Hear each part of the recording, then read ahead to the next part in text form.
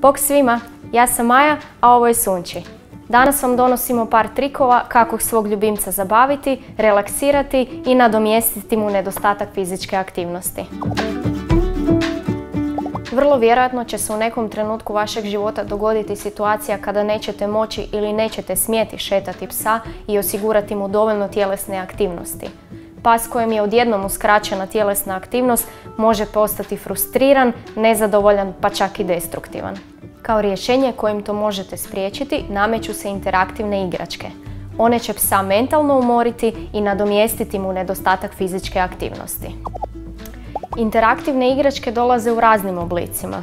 Vjerojatno su vam svima poznate Kong interaktivne igračke, no mogu se naći tu i razne loptice, zmijice, čunjići, podloge za lizanje i još mnogo različitih interaktivnih igračaka.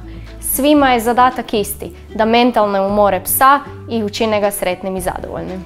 Većina interaktivnih igračaka funkcionira na način da se u njih stavi hrana ili poslastice, a pas mora smisliti način kako da dođe do te hrane. Za to može koristiti šape, zube, jezik ili možda kombinaciju tih radnji. Neke od takvih igračaka možete i zamrznuti, pa će psu još teže biti doći do hrane i još duže će se zabavljati s igračkom. Osim po oblicima, igračke se razlikuju i po težini zadatka kojeg stavljate pred psa. Najbolje je početi sa onim jednostavnijima, pa kad ih pas savlada, onda preći na teže igračke. Interaktivne igračke odličan su način i kako psu odvratiti misli od mogućih neugodnih događaja koji se zbivaju oko njega. U interaktivne igračke čak možete psu poslužiti i njegov obrok, pa mu 2 ili 3 puta dnevno osigurati mentalnu zabavu.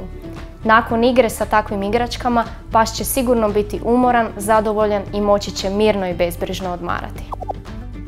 Interaktivnim igračkama možete zabaviti i mačke. Njihove igračke su nešto jednostavnije, ali su jednako efektivne i odlične za mentalno umaranje. Mačke će najčešće koristiti svoje šape kako bi došle do hrane koja se nalazi u igrački, a ako su dovoljno uporne, dugo će se s njom zabavljati. Dok vaša maca trči po kući i igra se interaktivnom lopticom, umorit će se mentalno, ali i fizički. Takvu igračku joj možete dati navečer, pa će nakon zabavne i izazovne igre moći mirno otići na spavanje. Iako su interaktivne igračke odličan način za potrošiti višak energije kod vašeg ljubimca, on vam sigurno neće zamjeriti ako mu ih ponudite i uz njegove redovne šetnje i normalne svakodnevne aktivnosti.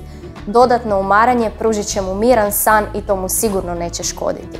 Do sljedećeg puta ne zaboravite se igrati. Pozdrav!